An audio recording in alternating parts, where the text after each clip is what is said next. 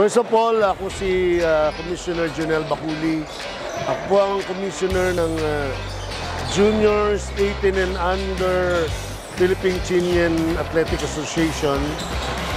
Ang masasabi ko lang siguro sa tulong ng Spalding, unang-una sa training nila, I think they're getting used to the feel of the ball, okay? And then, pagdating sa game, pansin ko hindi sila nadudulas sa mga ball sila. Kumbaga, nakakapit yung mga kamay nila.